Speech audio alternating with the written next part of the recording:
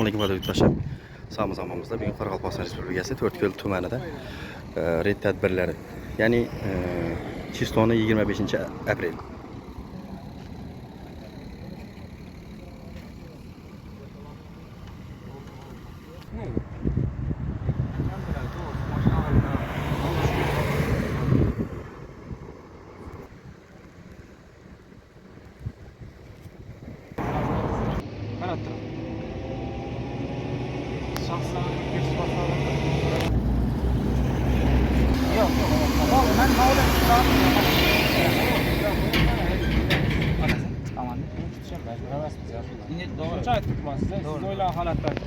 Jarima maydonuna gitdik.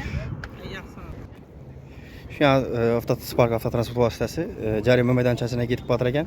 Assalomu alaykum og'a. Assalomu alaykum. Nov bilan yetib bordi bu mashina? Haydovchi yo'l hayoq qoidasining 7-bandi hisoblanadi. Hujjatlari yo'qda yanında. Haydovchi guvohnomasi yo'q desa. Hujjatlari yo'q. Haydovchi guvohnomasi so'radi, yo'q ekan. ID kartasi yo'q, pasport yo'q. Yanında bu uchun ma'muriy javobgarlik kodeksining 135-moddasi bo'yicha vaqtincha saqlash uchun jarimalar qo'yib turamiz. Salomat bo'lma.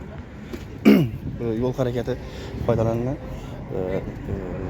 7-bandini bo'lgani tufayli vaqtinchalik jarima maydoniga qo'yildi Spark. O'zbekiston Respublikasining ma'muriy javobgarlik kodeksining 135-moddasiga asosan, ya'ni hujjat yo'q.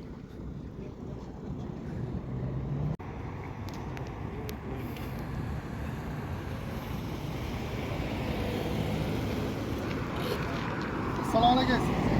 Yaxshimisiz? Yo'l hayoq qoidalarining 99-bandi. Yani baş yo'lda avtomashina yo'l bermay alam turibsiz.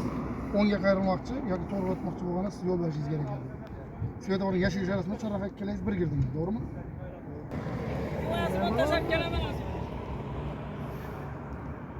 Dur. Şuna oldu. Yolunuz olsun.